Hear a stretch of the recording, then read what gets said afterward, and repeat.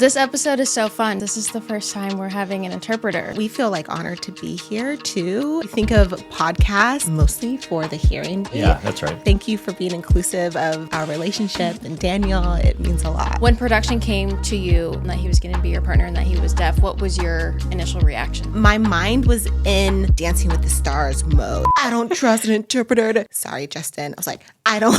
And you're like, we need to work on this. That means that they're trusting me with his story. I want to learn ASL. She picked up sign language so quickly. The interpreter actually became so bored at work. He was just standing in the corner. No, it was just something completely new for me. And I love feeling the rhythm and the vibrations from music. When did it go from friends to more than friend feelings for each other? I was talking to my mom and I was like, I'm thinking about Daniel a lot. You know, I did have some feelings for her. She's cool. Look at her. She's an awesome person. And we were eliminated. I wanted to tell her that I actually liked her. And then she was looking at me. I was trying to think of something to say. How can I express this? His vows, I was taken aback. I don't know if yes, we can share this. I had a breakdown. I got started with therapy pretty early. And so I've been going to therapy ever since I was young. It's okay if you have a mental health issue or you're feeling some anxiety or depression. Just be open about it. We're all human. We've all had different experiences. We're two very different people, but we're soulmates. We fully believe that.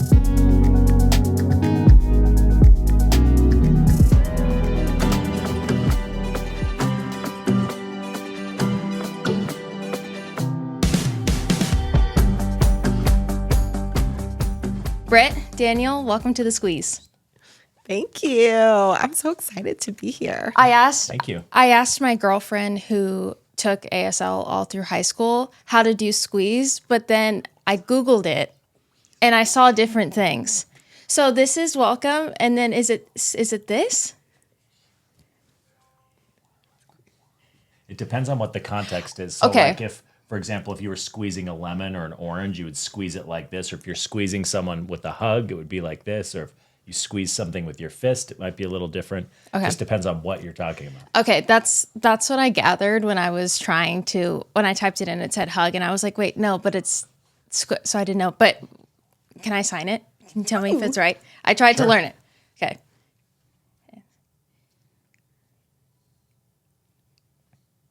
There you go. Beautiful. Thank you.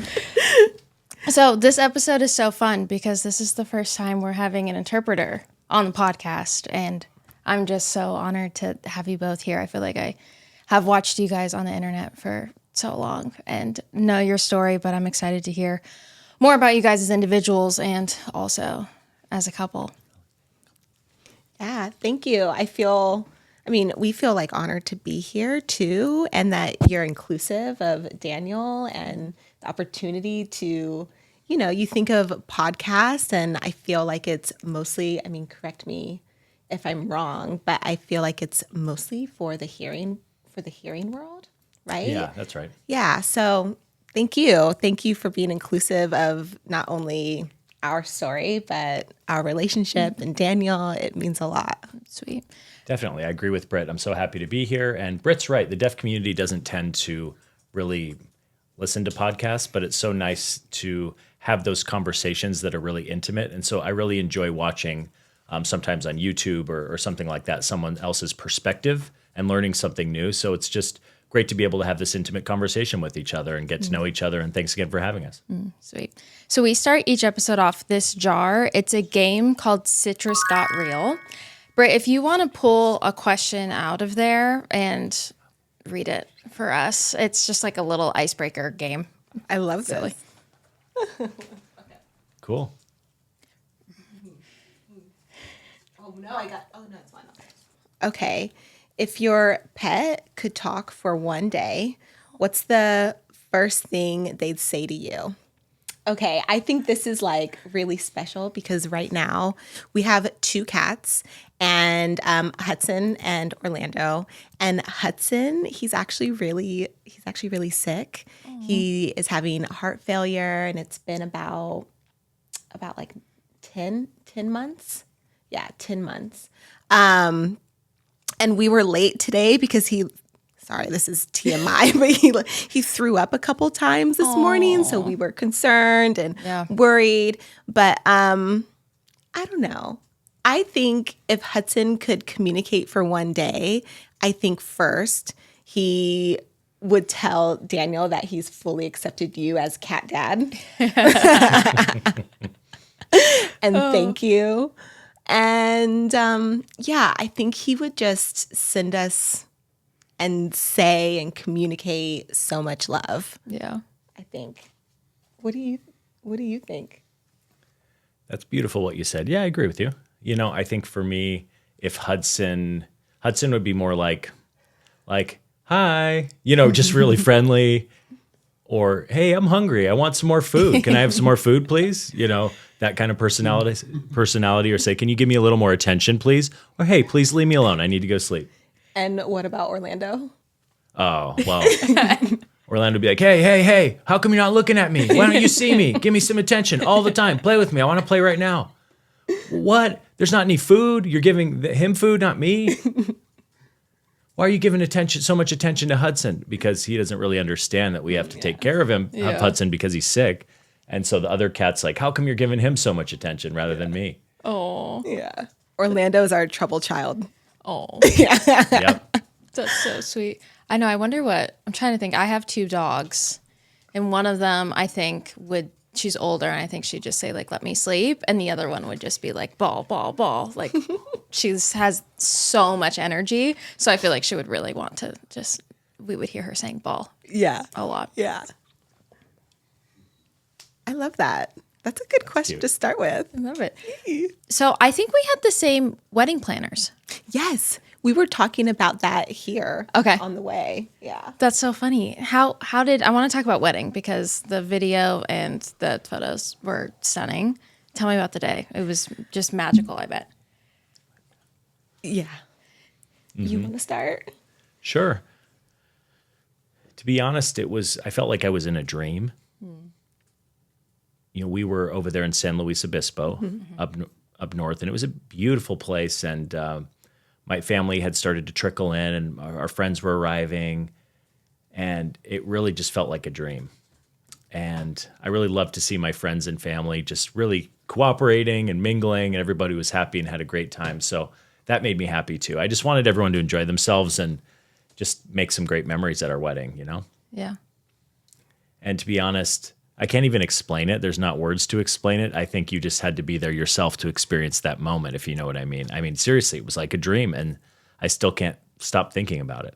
You know, I'm enjoying looking at the videos and the photos, and I wish that it didn't stop. Like, I'd want to relive that experience over and over again, really, truly, yeah. Yeah, I feel the same way.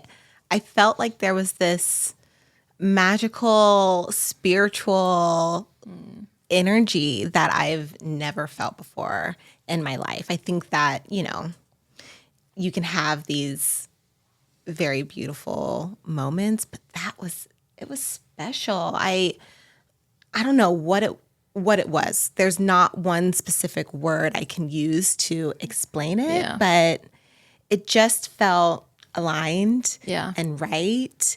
And we were emotional. I mean, we were like, it was so emotional. Yeah. And I think it was special because, you know, we're 2 very different people. But also our souls, I feel like, are very much, I mean, we're soulmates. Yeah. We fully believe that. But our people also, they reflect us. And so it was this beautiful, like, blending of our family, community, friends, who we are. I'm a dancer. He's an actor, performer. It was everything. It was this beautiful blend of our 2 worlds coming to one. I'd love to kind of rewind a little bit and go back to Dancing with the Stars and you guys meeting. I was going to ask, I want to know what your first impressions were of each other, but when production came to you and told you that about Daniel and that he was going to be your partner and that he was deaf, what was your initial reaction? So my first reaction was, I want to learn ASL. Okay. I want to learn sign. Yeah, that was my first reaction because I didn't want to rely on an interpreter to communicate with him. And, my mind was in Dancing with the Stars mode. Like I was in work mode. I was like, I don't trust. Sorry, Justin. I was like, I don't trust an interpreter to teach my partner how to dance. I need to myself. So I ordered on Amazon an ASL alphabet poster and how to count 1 through 10. Because I was like, well, I will need 5, 6, 7, 8. I didn't because I just, cue him. But that was my, very naive, ignorant mind thinking this will help at least in the beginning to start. Yeah. So that was my first reaction. And then I really felt very honored that they gave me Daniel as a partner because that means that they're trusting me with his story and they're trusting me with an opportunity to have someone that's deaf learn how to dance. And that in the hearing world is not always seen. So I felt honored. Aww. Yeah.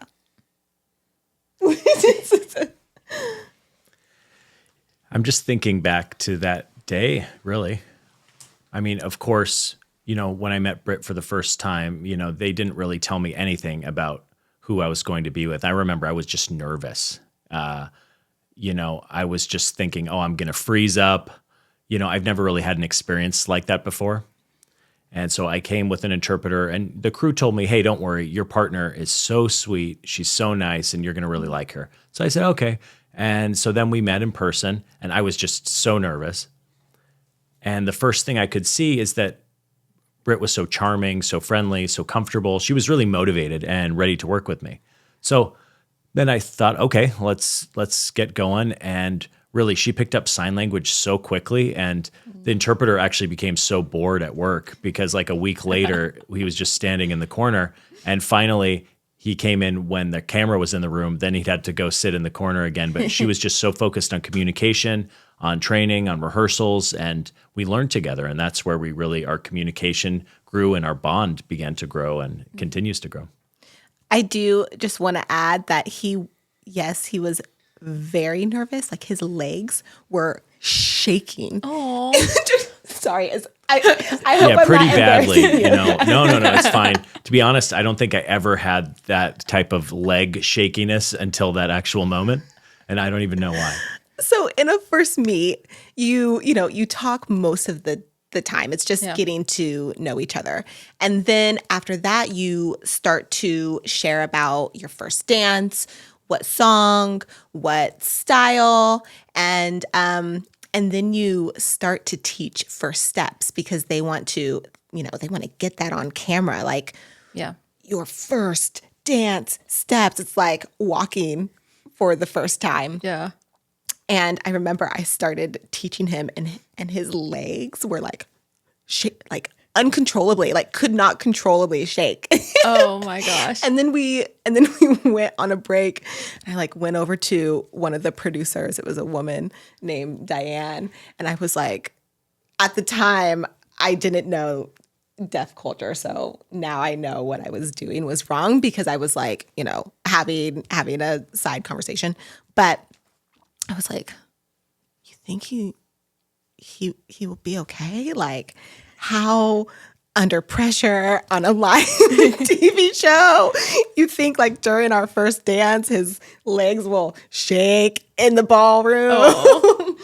But you were amazing. You were great. I didn't know that you had that sidebar with the producer that day. That's something new. Okay, learned something new. All right. Yeah, honestly, I was a little worried. I love you, babe. Yeah. Sorry. What were you so nervous about?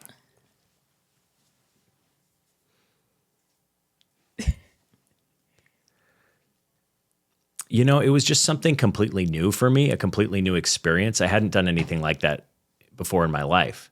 And so, growing up, I grew up completely deaf, but some deaf people, there's a spectrum, right? Some can hear a little bit, but I'm completely profoundly deaf. And I love feeling the rhythm and the vibrations from music.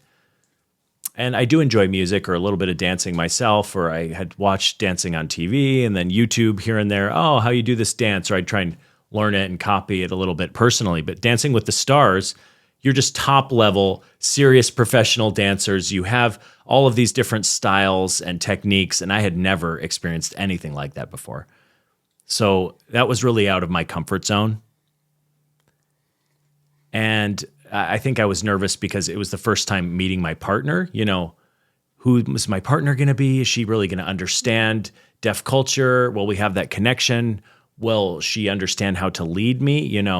I wasn't the first deaf person on Dancing with the Stars. I was the third, and the other two had different partners. And so I think this was Britt's first experience with a deaf partner. And anyway, so once we met, and my nervousness was completely squashed. And so then we just learned all of these dances and techniques together, and I really enjoyed it. It was really fun for me. And so I loved every moment. And today I even miss it. I still miss it. I would love to continue taking dance lessons, or I really wouldn't mind doing that.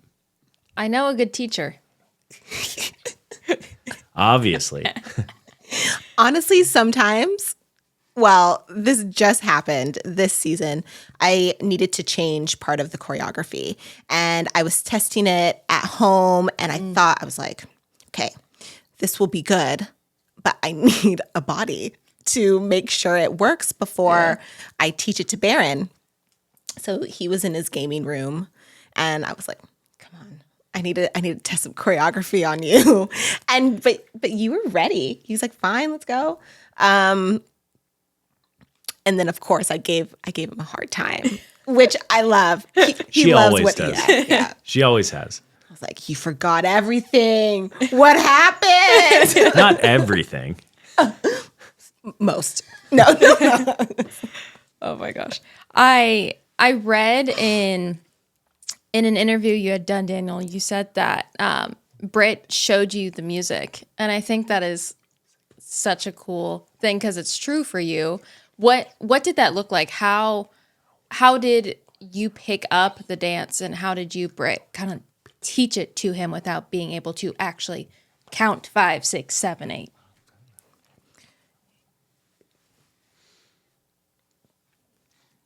So I remember at that time we had a discussion, like what kind of music did we want to do for our first dance? And then we decided on a song. And honestly, I don't know that much about music. And so the interpreter and Britt had a discussion. They were like, okay, hey, what style and what's this? And what does this feel like? What's the energy? What's the poetry of the dance and all of that? And so then we found it. And in our dance studio, we had these big speakers, and Britt connected them to her phone, and she turned it up all the way. So I was pretty close to the speakers, so I could really feel the vibrations from the subwoofers, and I got an idea of the beat and the rhythm. And then we had some counting, and really mostly how I memorized these dances were just muscle memory and just the repetition of doing it over and over again and watching how Britt moved, because then I would know my next move. And so it was... I didn't think too much about the vibrations or the timing because that would have been too distracting. But I'm pretty proud of that we came up with a method that took us pretty far on the show, actually. I was learning it at the same time. Yeah. Because, again, this was my first time working with someone deaf and really meeting someone deaf, too. So I just knew that I needed to be open in the space and that really we would collaborate on so much of the process. A couple things, actually. Our first fight as friends before we started dating was because I wanted to go through the details more so that we could work on technique. And, details in dance are so important, especially on TV, because film shows everything. But at that time, he was communicating to me that he still didn't know the rhythm and how fast or how slow. And I say fight, but really it was just like a passionate discussion because after rehearsal, we texted each other. We were like, sorry. Yeah, sorry. We're both passionate. We both, yes. But yeah, I had to change the way that I taught Daniel in the best way because I also became a better educator, a better teacher, choreographer after his season 2. He had to learn everything, not just the technique and the style, but how fast or slow, the rhythm, and he had to, remember all of that. Yeah, and one moment too, I don't know if you remember this, but Carrie Ann gave you some feedback. I think it was maybe like week 4. It was about halfway into the process. And she was saying that all of his dances were kind of like becoming not monotone, but just the same. And I realized, I was like, he doesn't have the opportunity of hearing the ebbs and flows of music or what the words are saying in that exact moment. So then about halfway through, we started also studying the music too. Like in this moment, the vocalist, the singer, he's really up, but then it goes a little bit more quiet and a little bit more down. And he's an amazing performer. So he was able to get all of that information and then go from there. Yeah, that's right. You remember that? No. It happened. Something new that has been on repeat for me lately is Roback's brand new Vista collection. If you haven't tried Roback before, they're known for their insanely soft, high-quality performance wear that's designed to move with you and last. Every piece fits beautifully, feels amazing, and holds up no matter what your day looks like. And now that they've launched leggings, let's just say they completely understood the assignment. The Vista collection is the perfect balance of comfort and function. The leggings are buttery soft, but still supportive. They hug in all the right places without ever feeling restrictive. They don't slip, sag, or roll down, whether I'm running errands, walking the dogs, or just lounging at home after a long day. The collection comes in 3 colors, a go-to black because you always need another black pair, a flag blue, and a green that's basically made for fall. What's even better is that it's a full matching set, complete with a bra top and layering pieces, so you can throw it on and instantly look put together. It's one of those sets that makes you feel like you tried, even when you didn't. What I really love about Roback is how easy they make it to feel good in your clothes. You do not need a closet full of options, just a few pieces that make you feel like your best self every time you put them on. The Vista collection does exactly that. So if you're looking to refresh your fall staples or add something that makes getting dressed a little more fun, this is definitely the move. Use code SQUEEZE at roback.com for 20% off your first order, now through the end of the week. That's RHOBACK.com. When it comes to fitness, variety really is everything. Some mornings you want to zone out on a long run. Other days you want a slower, more intentional Pilates or yoga flow that just feels right. And sometimes you want a mix of both. Something that pushes you but also gives you space to reset. The key is having a routine that actually evolves with you, not one that feels repetitive. Peloton is shaping the future of fitness with the brand new Peloton Cross Training Tread Plus powered by Peloton IQ. This is Peloton's most advanced innovation yet, a machine designed to make every workout more personal, dynamic, and efficient, whether you're following along with your favorite instructor or doing your own thing. With the new Tread Plus, you can seamlessly move from running to lifting, sculpting, or stretching, all in one sleek setup. It takes the guesswork out of your routine so you can focus on showing up, breaking through plateaus, and feeling stronger every time you step on. And one of the most impressive features? Peloton IQ provides real-time strength coaching. It's like having a personal trainer who knows exactly when to motivate and when to adjust. The upgraded swivel screen is a total game changer. You can move effortlessly from a treadmill run or to a floor class like yoga, Pilates, or strength training with just a quick turn. It keeps your transitions smooth so you stay in the zone no matter what kind of workout you're doing. If you've been craving something that reignites your motivation and makes you feel excited to move again, this is it. Let yourself run, lift, sculpt, push, and go. Explore the new Peloton cross-training Tread Plus at onepeloton.com. It's so easy to get caught up in how we think we should look instead of focusing on how we actually feel in our bodies. More and more, it's all about feeling strong, capable, and confident, not chasing perfection, but supporting the body we already have. It's about showing up for yourself and building strength from the inside out. That's where Creatone by Brickhouse Nutrition really makes a difference. Developed by doctors specifically for women, it's designed to help you feel more toned, sculpted, and defined without needing to completely change your workouts or your diet. It fits seamlessly into whatever routine you already have, which makes it easy to stay consistent. What sets it apart is how intentional the formula is. Unlike the typical creatine made for men, Creatone is built for women. With pure creatine and patent ingredients that promote lean muscle tone and definition without the extra water retention or unwanted weight fluctuations. It's science-backed, clean, and made to actually complement a woman's body and metabolism.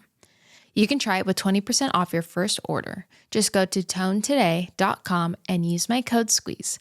Again, that's code SQUEEZE for 20% off at tonetoday.com. When did it go from friends to you guys figuring out that you had more than friend feelings for each other? Mm-hmm.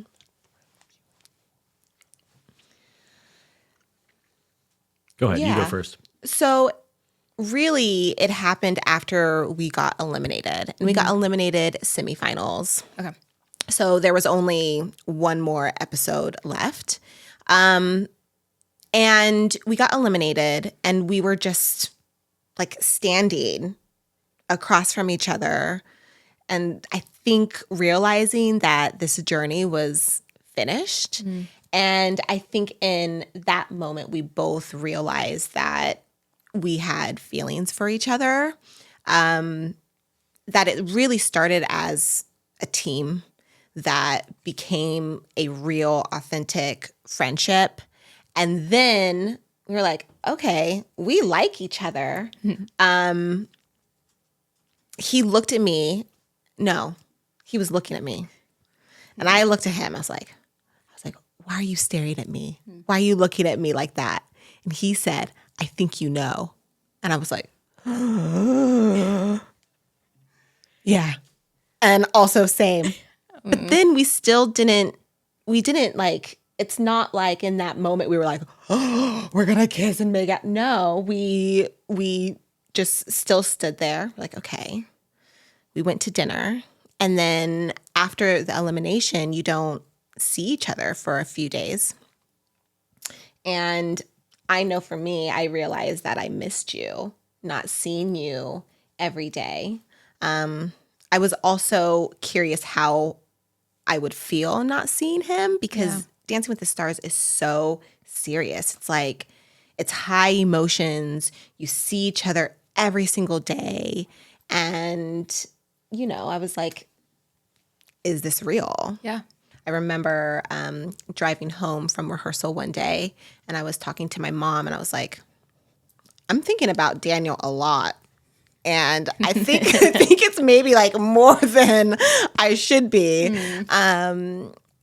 But still, I didn't know if I was just obsessed about like the competition and making sure I was doing everything right for him to succeed. But yeah, the feelings, they were growing for sure. Yeah. At that point, how well were you able to communicate with Daniel? Did you still need the interpreter? Where were you at in ASL journey?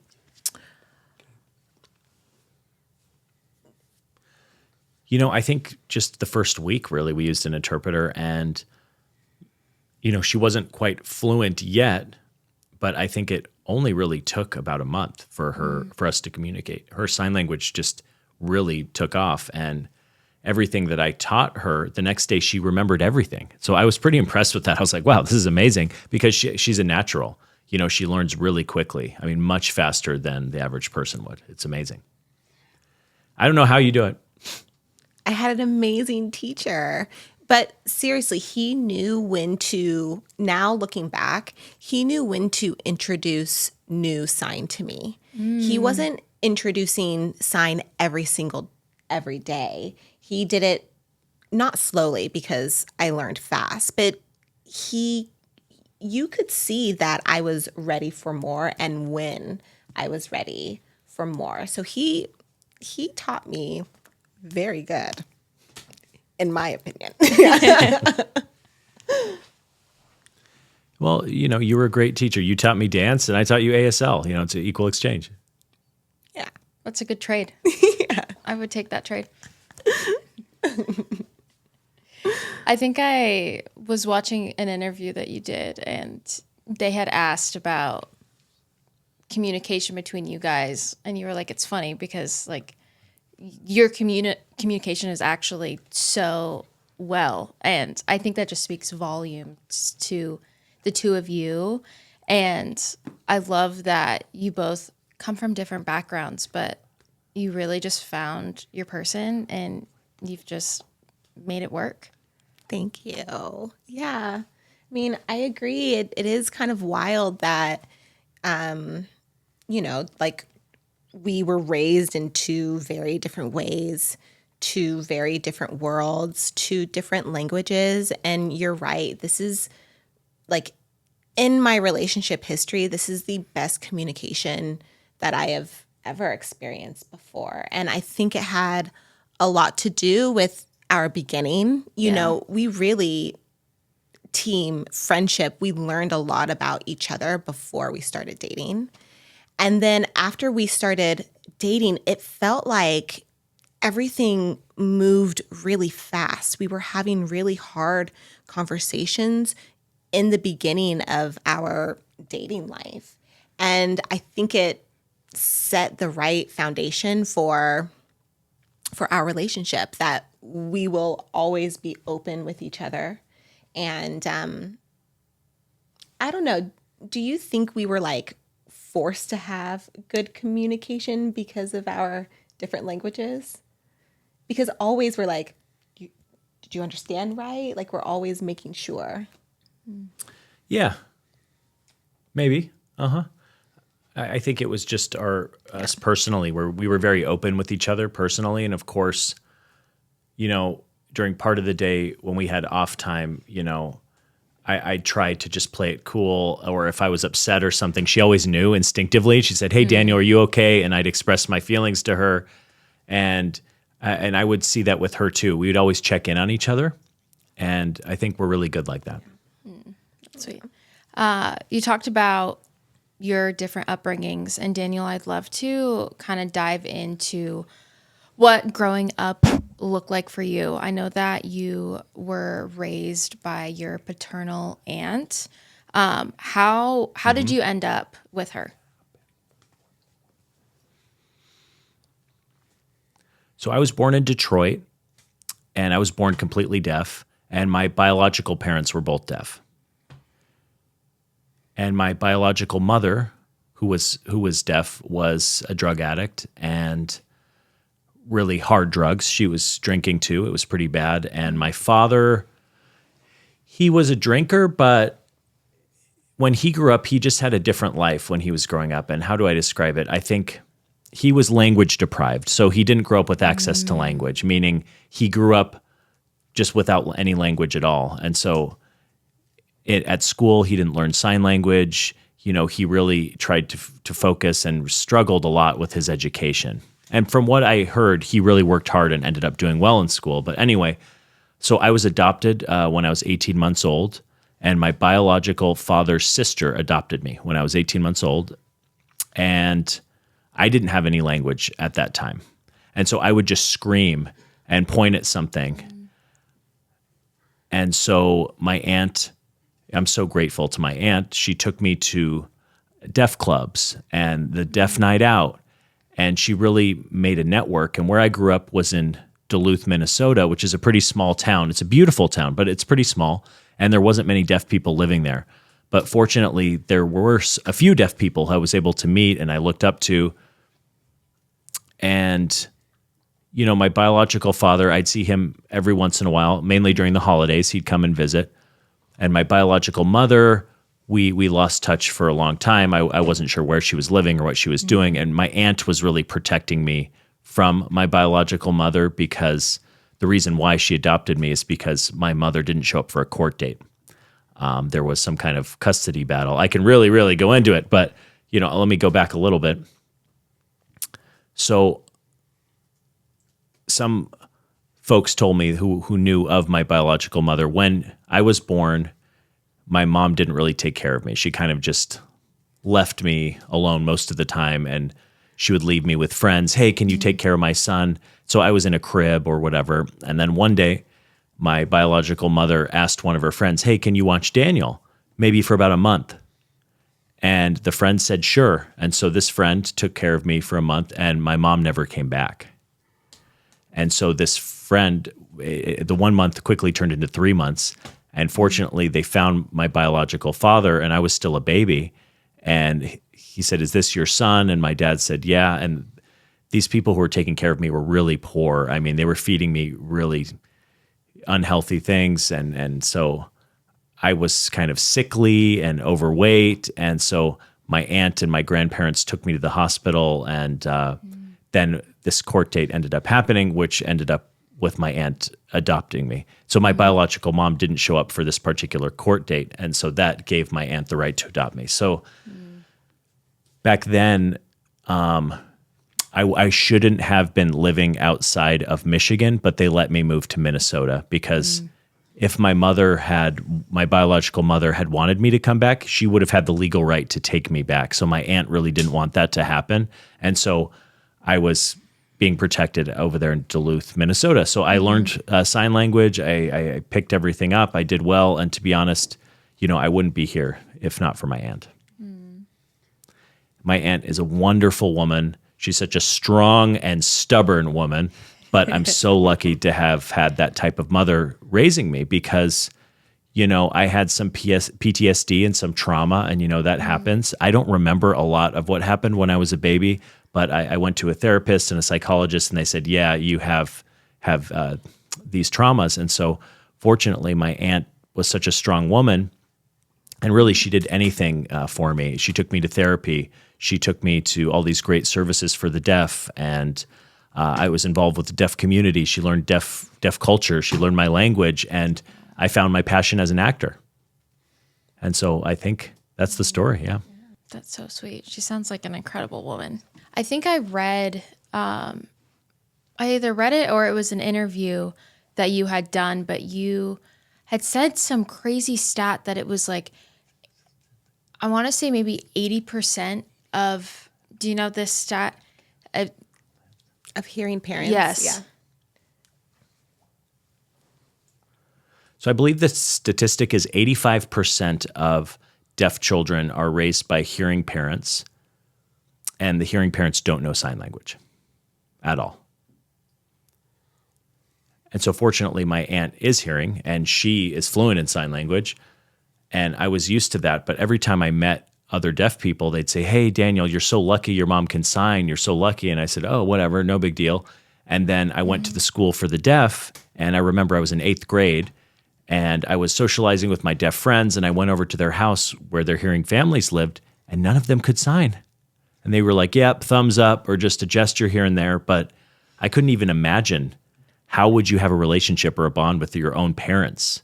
If your parents wanted to teach you something or have a connection with you. Of course, communication is so important with between a parent and a child. And, a lot of deaf people hate the holidays because it's like a nightmare. Because imagine you go home with your family and everybody's socializing and talking, and you have no idea what's going on. You're isolated, you're bored. And fortunately, my aunt would interpret for my hearing family members.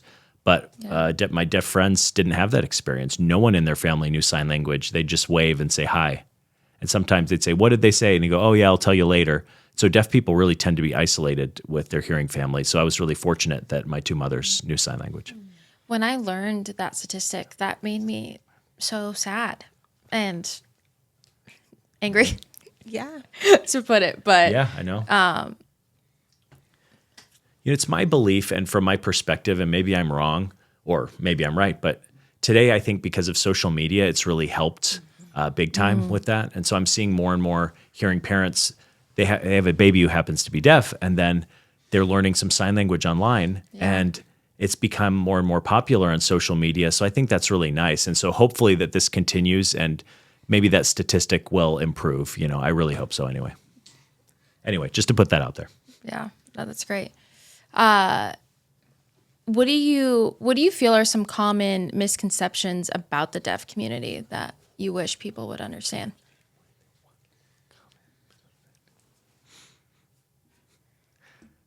There's a pretty long list, but I'm pretty shocked that some hearing people today don't know that deaf people can drive. I was shocked when he said that to me, and I was like, what? But yeah, I guess some people believe that, right? Yeah. Yep. And let me think. I can't. There's not one that comes to mind right now. Do you have one? Okay. What is it? I think one question I get asked is if our home is quiet because Daniel is deaf.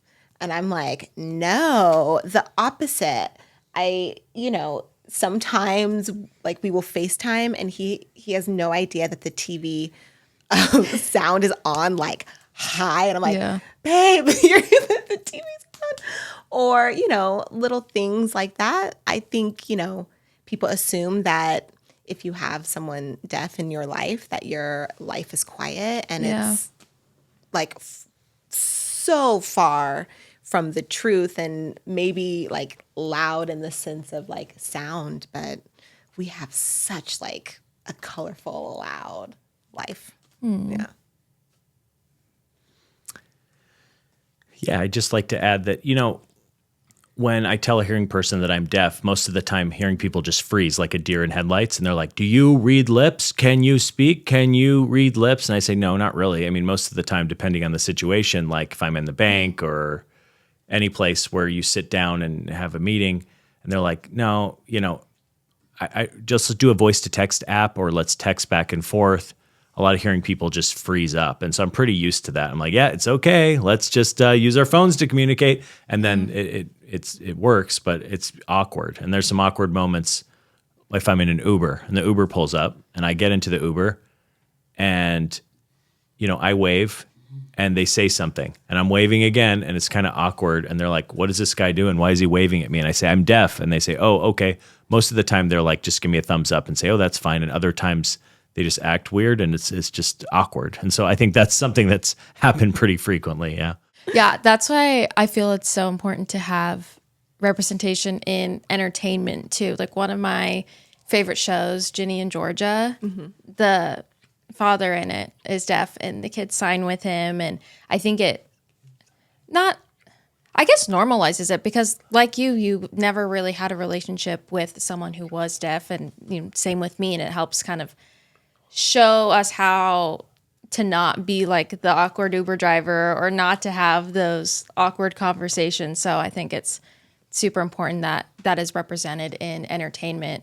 And I'd love to know, Daniel, how do you think we can better, both of you, honestly, how we can better include representation of the deaf community in entertainment and in spaces like that? That's a good question. To be honest, I think year after year, it's pretty different. So I was in the movie. Well, let me go back, actually. So during Switched at Birth, when I was on that show Switched at Birth, it was on ABC Family at that time, and they had a few deaf characters. And that was the first time I was on a TV series.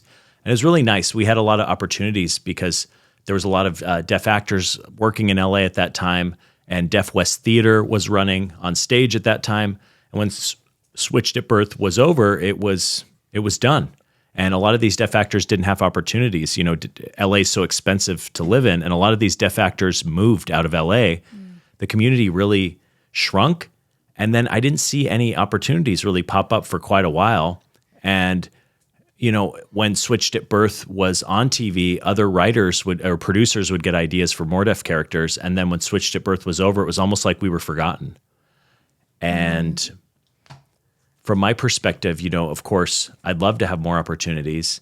And I'd love to act, in TV or film. I'd love to play a villain. I'd love to play a murderer or, a romantic lead or the whole spectrum. But the opportunities really weren't out there. And most writers are hearing, right? And if they put a deaf character in a script, you're like, oh, that's great. But it's from the hearing perspective, which is a little bit off. They don't completely understand. There's a bit of ignorance there. And so I remember the first time I was in a movie, I took the role, and then and it would be nice if the writer or the director or the producer would really socialize with deaf people and get feedback, or talk to a deaf consultant to get some feedback on the script a little bit. And so then I was cast for the movie Coda, and it really made a big impact. I think worldwide, globally, it made an impact at that moment. People in other countries, there was productions adding deaf characters all over the world. There was more deaf characters on TV, and it looked great. And then, of course, then the strikes happened, the writers and actors strike, and then all of a sudden it just plummeted again. It became silent. It became quiet regarding opportunities. Then I think it wasn't just me. I think or just deaf actors. I think all actors had that quiet moment. But I think I've kind of seen the same kind of this wave, right? And you're riding the wave with Coda, and deaf characters are hot, and then it goes down. And so I'm seeing the ebb and the flow and the ups and downs. And so I've seen that, but I think, how can we fix the problem, or how can we do something about it? I really don't know. I don't know. An idea. Yeah. I don't think you have to write a deaf character. I think that deaf actors should be included in all characters. And if it's more like open, I think that character can then be like adjusted a little bit for a deaf perspective. But I think sometimes the mindset is you have to have a written in the script deaf character, right? That makes sense. Yeah. Yeah. You know how as guys get older, they start saying things like, I don't know what's going on. I'm doing everything right, but something just feels off. Maybe it's harder to build muscle, or energy isn't what it used to be. You might not even be able to pinpoint it, but you just know something's changed. Well, the truth is, it's not a motivation problem. It's not about working harder or eating cleaner. What really happens is that as men age, testosterone naturally starts to drop. And when that happens, it can affect everything: energy, focus, strength, even confidence. It's one of those silent shifts that sneaks up on you over time until you suddenly realize you don't feel like the best version of yourself anymore. That's why I want to share something that actually is helping a lot of men: Beyond Alpha's testosterone breakthrough. It's a science-backed formula designed to help men support healthy testosterone levels and feel like themselves again. It goes straight to the root cause, helping your body naturally restore balance so you can perform your best in every area of life. Whether that's feeling more energized during the day, pushing harder in your workouts, or just feeling sharper and more confident overall. This is the kind of support that makes a real difference. Beyond Alpha only uses high-quality, science-backed ingredients, and men are really noticing the difference. So many have shared how their energy, focus, and confidence have improved, saying they finally feel like themselves again. They've taken the same expertise and applied it specifically to men's health, creating something that's not just another supplement, but a real solution built on research and results. You can take back control today. For a limited time, you can get 15% off your entire first order at beyondalpha.co. That's .co. Just use code SQUEEZE at checkout. There's something powerful about finally feeling comfortable in your own skin. When you wake up, look in the mirror, and your reflection actually matches how confident you feel inside, that's what ClearStem delivers. It bridges the frustrating gap between harsh acne treatments and heavy anti-aging products, offering a line that supports clear, healthy, radiant skin without compromise. The Cell Renew Collagen Infusion Serum and Hydroglow Stem Cell Moisturizer are two standouts. Cell Renew helps brighten and smooth the skin's texture, while Hydroglow provides lasting hydration and that effortless, dewy glow. Together, they make a simple, effective routine that strengthens the skin's barrier and leaves it balanced, not stripped or greasy. Over time, results speak for themselves. Fewer hormonal breakouts, smoother texture, and visibly improved clarity. What makes ClearStem different is that it doesn't just treat what's on the surface. It looks at the bigger picture of your skin health. The brand takes a wellness-based approach, combining a topical skincare with nutritional supplements to address both internal and external factors that affect the skin. Clearstem was created by two women who dealt with chronic adult acne and were done being told that their only options were Accutane or birth control. For those addressing deeper issues like hormone breakouts, the Mind Body Skin Supplement reflects their belief that healthy skin starts with balance both inside and out. Discover the Clearstem difference, because clear skin changes everything. Go to clearstem.com/squeeze and use code SQUEEZE at checkout for 15% off your first order. That's CLEARSTEM.com/squeeze and code SQUEEZE for 15% off. There's something so refreshing about finding a product that finally simplifies a beauty routine. For so long, makeup trends have focused on layering foundation, concealer, bronzer, all in hope of achieving that natural, healthy-looking finish. But somehow it always ends up feeling heavy, overdone, and far from effortless. That's why discovering Jones Road Beauty and their Miracle Balm was such a game changer. This isn't traditional makeup, it's makeup that actually lets your skin breathe. The Miracle Balm enhances skin instead of covering it, giving the effortless, natural glow that looks like you, just a little more polished. And the best part, it replaces multiple steps in your routine. You can use it as bronzer, blush, highlighter, or even a lip tint. It's the ultimate no-fuss multitasker.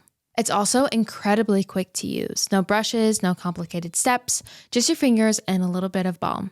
It's perfect for busy mornings, post-workout touch-ups, or travel days when you want that fresh-faced, healthy glow in under a minute. And what makes Jones Road stand out is that every product is actually good for your skin. Each formula is packed with nourishing ingredients that support your skin instead of clogging it. So everything feels lightweight and natural, like you're not even wearing makeup. Jones Road Beauty is modern-day makeup that's clean, strategic, and multifunctional for effortless routines. For a limited time, our listeners are getting a free cool gloss on their first purchase when they use code SQUEEZE at checkout. Just head to jonesroadbeauty.com and use code SQUEEZE at checkout. After you purchase, they'll ask where you heard about them. Please support our show and tell them that the Squeeze sent you. Britt, I'd love to talk about your career, dance. Did you always want to do dance? When did that start? How did that come to be?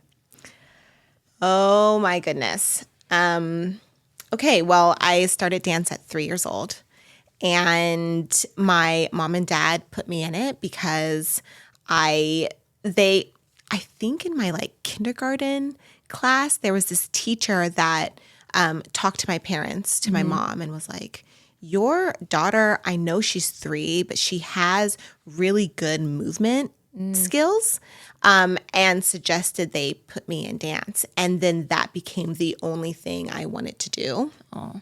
And so it started at 3. Okay. And then, both my parents are business people. So they're creative, but they're not artists. Yeah. So they were in this new, huge, crazy world of dance. I went into competitive dance, and then they were like, what is happening? Because that whole world is crazy. Like, think Dance Moms, but in my upbringing, much more less drama, more tame. Yeah. And then I started working in dance professionally early. I was 15. Okay. It happened. I wasn't expecting it. I was kind of discovered in a dance class when I was 15. Okay. And I got hired to be a dancer in the High School Musical, movie. You were 15? Yeah, I was 15. Oh, I was wow. 15 in it, and it just happened. And before that, I always thought I wanted to be a doctor or something in medicine. Yeah. But I also knew that I loved dance, and that was my passion. So I didn't know how to do both. But after High School Musical, my whole life changed, really. I got an idea for what it was like to be on set and what a career in dance would be like. And it changed. I decided then I wanted to dance professionally. And I was very blessed, and I'm so grateful because the doors just, they kept opening. It was like, you know, God or the universe was leading me in this direction. Yeah. And yeah, started at 15, and I still I didn't quickly become like this Hollywood kid. I still stayed in Colorado. My parents were very serious about, you know, like keeping me humble. You will not become a Hollywood kid. Yeah. So I filmed both High School Musical 1 and 2 still in high school. Okay. And then I graduated, moved to LA. I still thinking I would maybe do something in medicine, went to college, but then booked High School Musical 3. And then after that, I was like, okay, I'm dancing. I left college and started dancing. When you got the call for Dancing with the Stars, what was that like? Did you want to be on the show? Like, how did that come to be? So Dancing with the Stars, some people know, like OG fans know that when I first started on Troop, I had never had professional ballroom training before. You know, I was trained in ballet and jazz and contemporary and tap, like all the different other dance styles. So no, I was not expecting to get a call from Dancing with the Stars for that one reason. I was working on a job with Mandy Moore. I know, like the best choreographer in the world. Mm-hmm. No question. Yeah, She's Daniel's great. experience working with her. Love her.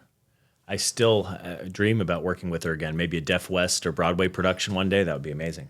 Must, Mandy. Yes. I mean, we've talked about it, so it will happen, hopefully. So I was in rehearsal with her, and we were doing a job for Disney's 60th anniversary, and we needed to film something. Derek was hosting, and Whitney Carson was supposed to be his dance partner, but she was traveling on her honeymoon, I believe. So Derek needed a dance partner. And so last minute, Mandy was like, Britt, go dance with Derek. That video, Mandy sent it to all the Dancing with the Stars producers, ABC, Disney, and I got my audition for Troop from that rehearsal, from that video. I was like freaking out. I was like, I'm going to like audition for Dancing with the Stars. They knew I wasn't trained, but they knew I could do it. Yeah. So I auditioned. I didn't get it right away, but 6 months later, I got a call. They asked me to join the troupe, and I started the next day. And then I was on Troop for 5 seasons. Okay. And then during season 28, they got rid of Troop. I remember getting that call from our showrunner at the time, different from now. And before that fall season, I had auditioned again to become a pro. It was a different audition process. And so that same summer, I got a call, and very quickly, he said, "This is not a good call." And I was like, okay. He let me know that I wasn't going to get promoted to a pro that season. And then at the same time, they were getting rid of the troupe. But he was very nice. He was like, "We love you. We don't think this is the end of your Dancing with the Stars journey. It's just not happening this season. And it's bad timing because we're also getting rid of troupe." Yeah. So I had a year off. And then in 2020, I got promoted to be a pro. And I remember Dina who she's the casting director and also EP, executive producer. She texted me if I was available for a video chat. And when Dina texts, you answer. Like, Yeah. you don't wait, you just answer. And I remember they let me know that I was becoming a pro. And I was almost like, I was in shock. I was frozen a little bit. I think I didn't have like a lot of emotion. I was very clearly happy. But then after that call, I called my mom and then I like lost it. I was like, the floodgates of emotion were just like going crazy. And it was so exciting. Oh my gosh. Yeah. That's so special. And you're the first ever Black female pro on the show. What does that mean to you? I mean, that it means everything.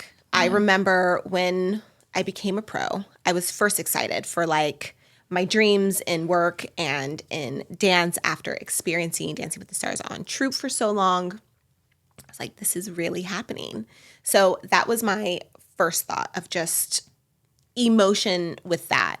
And then after that, I was like, wait, this is a bigger deal than just simply booking my dream job.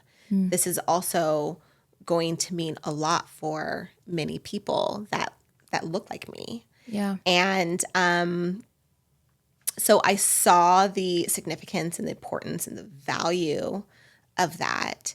And I try to not let the pressure get to me, but it does. It did then at that time, and it still does now.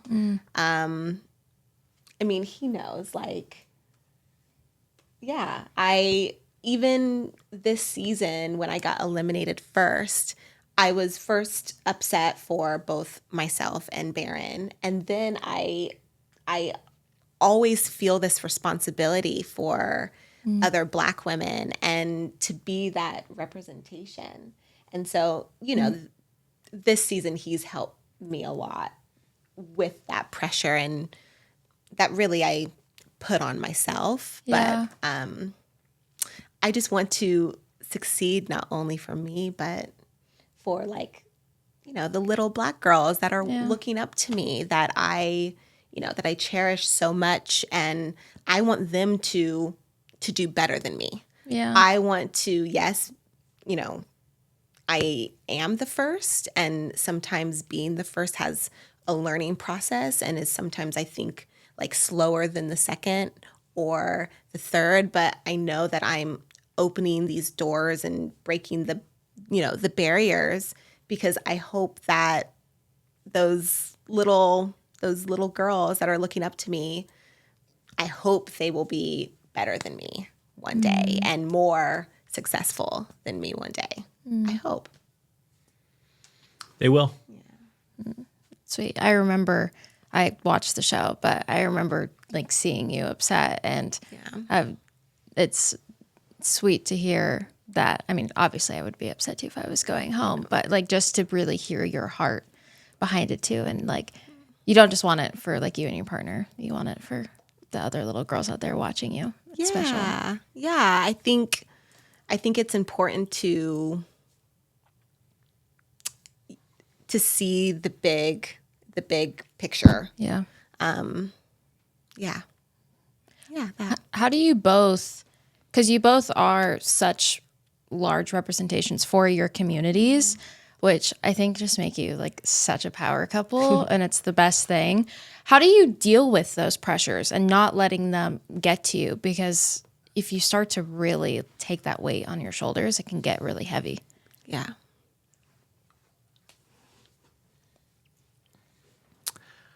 I think the two of us can relate on that level. I mean, of course, it's so different regarding the Black community and the deaf community. But, you know, look at me. I'm white.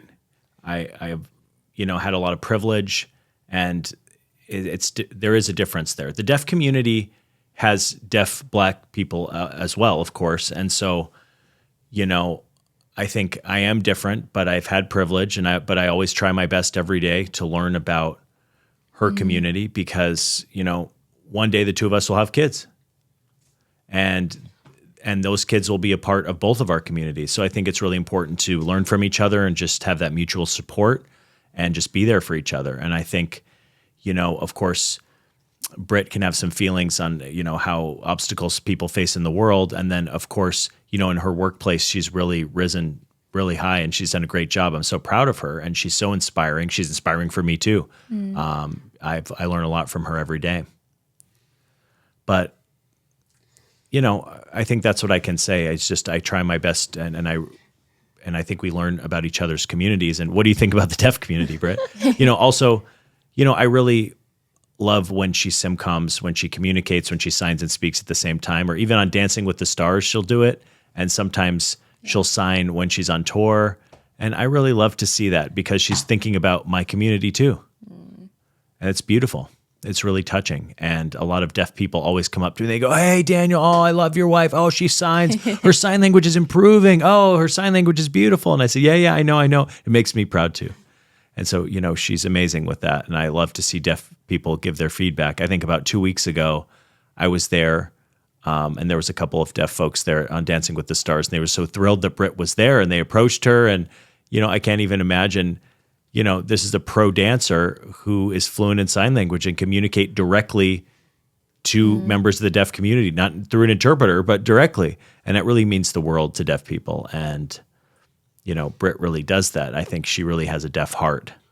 And a deaf heart means you really have that empathy and that understanding for the deaf community, and you do anything to better that community. And so I think Britt really does have a deaf heart. Yeah. I mean, I feel like it's special when you get accepted into the deaf community. It's like this, I don't know how to sign it, but badge of honor. It's like, I don't know, but badge of honor, because it really is a special community and inclusive and bright and beautiful. And so, when I fell in love hard with Daniel, it hit me like a train. It was like the universe gave me no option. I mean, I very happily said yes. But when I accepted that, I also knew that I was accepting his community with that too. Mm-hmm. And just like he says, one day when we have kids, his kids will be half Black. Our kids will be included in the deaf community. And we talk about it all the time that in our home, it's ASL first. Mm-hmm. That's the first language. And so, yeah, I feel honored and I respect the deaf community. And I do, it's interesting. I see us and I'm like, we're just Daniel and Britt, Yeah. Just loving each other. But I do also realize that we hold a lot of representation in both of our communities, and in the entertainment industry too. Yeah. I realize that. And I think we are always talking about how we can amplify that. Yeah. And I do think we put a lot of pressure on ourselves. I think sometimes I put pressure on him too. I'm sorry, babe. But I think what helps is having your safe place. Mm-hmm. Like we always say that our home, when we walk through our front door, that's safe. That is our place and space for us to just be us and to not worry. So we can really just open up, let all the, outside opinions and negativity just drip off when we arrive home. Yeah. I agree. Yeah. What are your biggest self-care mental health tools? I feel like you guys both have busy schedules. So what do you do to stay grounded and stay mindful?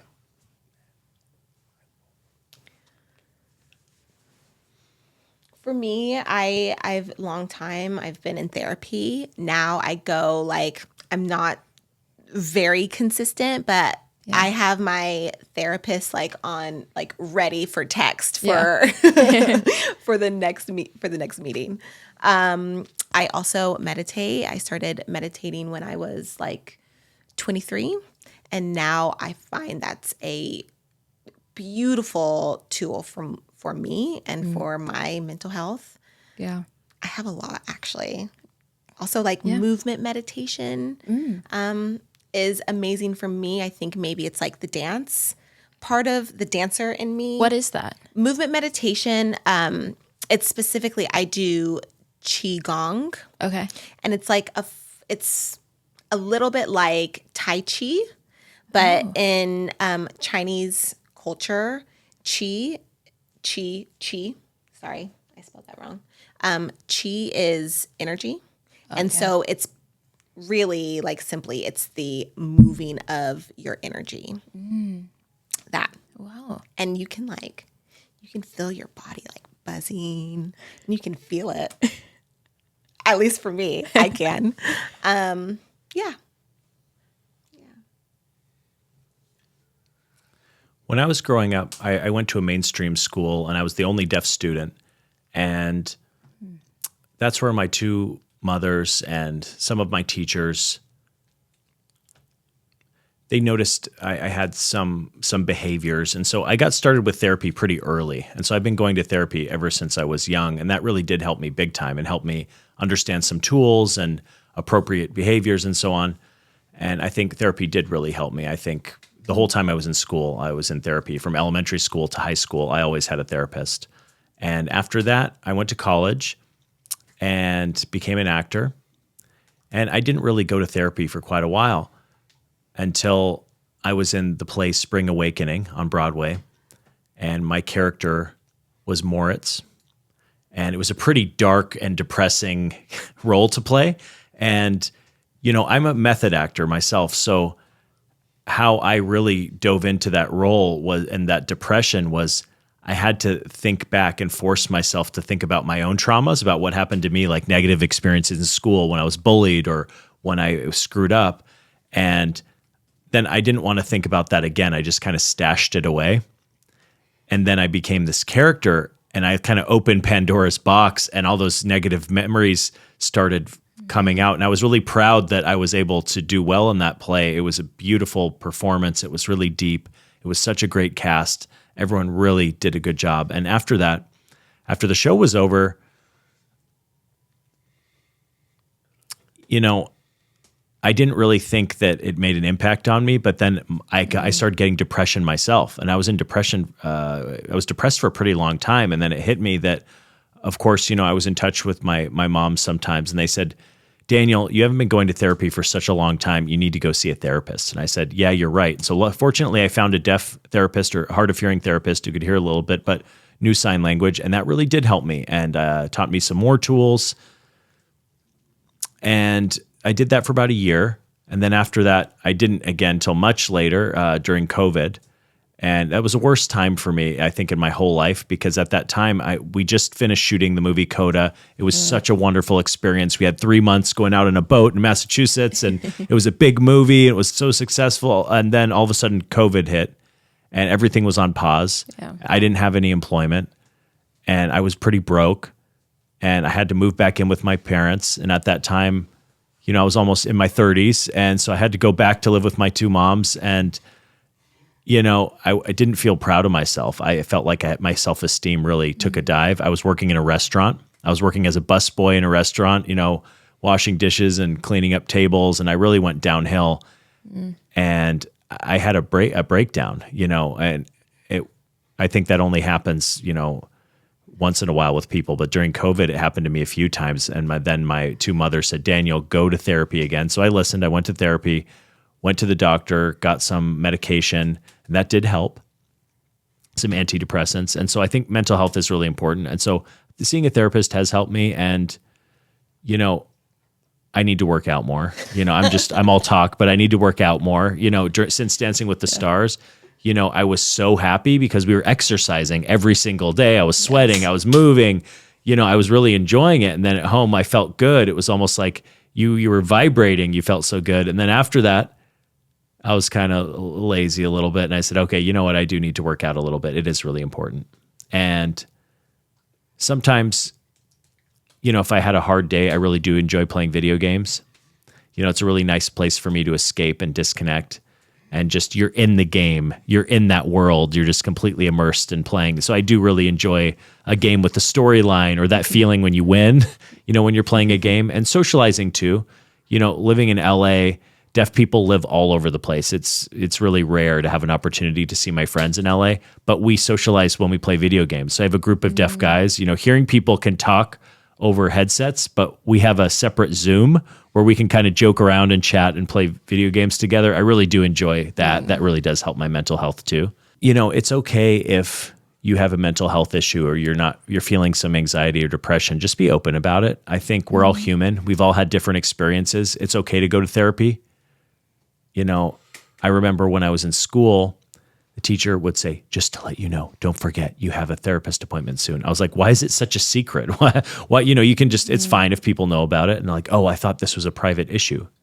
And, I didn't understand why. There was kind of a stigma back then, I think, where people weren't so open about therapy. And we're all trying to take care of our own mental health and our own emotional condition because, again, we're human. We all have this human condition. There's nothing wrong with that. So that older way of thinking was to stigmatize it. Like if you're going to therapy, you must have a problem. And, I think it's really important to not think of it that way, just to be open and really we can improve ourselves and be better people. For sure. That's so true.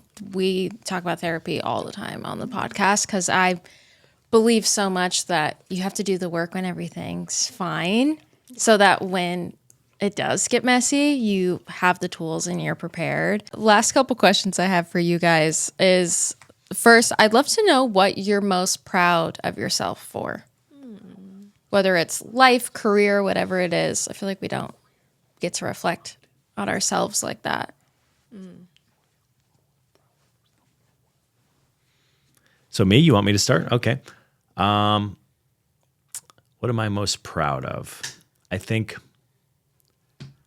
I'm proud that I found my passion. I'm proud that I found my real talent. And I think how I knew I had this unique talent regarding sign language and my expressiveness and how I could put it all forward was growing up. I had a deaf and hard of hearing teacher and an interpreter, and they didn't see many folks sign the way that I did. And I really enjoyed making facial expressions and acting. I always really wanted to act. So when I graduated from high school, I started a YouTube channel, and I would tell stories in ASL and tell deaf jokes. And that's where I started growing my skill and also growing my fans online. Then I went off to college and I went into IT. It was completely off topic, and I didn't really like it. And, that was where I really started having fans on campus. They're like, Daniel, what are you doing here? Why don't you go to Gallaudet University? And that's a deaf liberal arts university in Washington, D.C. And at the time, I was going to a technical college in New York named RIT in Rochester, New York. And what are you doing here, Daniel? Go to Gallaudet. And I was like, all right. And so then I left that school, transferred to Gallaudet, and I auditioned for some plays, and I kept getting turned down. I wasn't cast. And then my motivation at school and college was pretty tough. I totally lost my motivation, and I decided to leave college. And of course, my mothers were so upset. They were angry with me because that side of the family is very well educated. And my grandmother was a principal at a big high school. My grandfather was on the board of education. And my mom was an English teacher. And it was just a really educational family. So all of a sudden, I became a black sheep. And we went back and forth at that time. When I left college, I was living with my two mothers, and I started buying, those little camcorders, those handheld camcorders, and I was posting things on YouTube, and they kept yelling at me, stop doing that, Daniel, focus, go apply for a job, go to another college. And I was like, no, I'm doing this YouTube channel. I have fans. I need to grow my fans. They like what I'm doing. And so I went back and forth with them, and then I got a role, a Deaf West theater production, and then everything went from there. And when Coda went to the Oscars, My two mothers flew in, they joined us and they went around with me. They were there all night at the Oscar parties till like 5 a.m. And so after the parties were over, I remember going back to the hotel and I went up to my mom's, hey, do you remember where you were pissed off at me when I was recording things with my camcorder for my YouTube channel? Look, now we're here. And they laughed and looked over at me. So I think that's what I'm most proud of myself for. You know, of course, you know, we all love our parents and our parents always want to do what's best for us. And at the same time, you understand their perspective is education and degrees and jobs. But at the same time, I knew that path wasn't for me. I knew that I had talent. I knew I could act. I knew I had it in me. And I knew I needed to follow that dream. And I'm so happy and proud that I was stubborn enough to chase that dream. So to let anyone know who's listening out there, you know, you may have these dreams about your life. And if your parents disagree, that's all right. You know, the world is yours. The world is ours, right? And so we need to create our own path and make our own choices. And parents will always be there to support and love you no matter what choices you make. I don't know how to follow that, but I will. I will say that I'm proud that I have trusted the universe and God in my life, because I feel like without that trust, I would have overthought everything. I would have analyzed. And I think the most beautiful things that have happened in my life have been divine, have been like what I didn't expect. Yeah. And that includes work, some of my favorite moments in, you know, my career, and it also includes Daniel. I feel like I'm so grateful I didn't overthink even like dating you because we met on Dancing with the Stars. I always said I would never like fall in love or date a partner on the show, and now we're married. So I'm, you know, I'm so proud of myself for just allowing. Yeah. Yeah. Last question is, I'd love to know what you're most proud of the other for.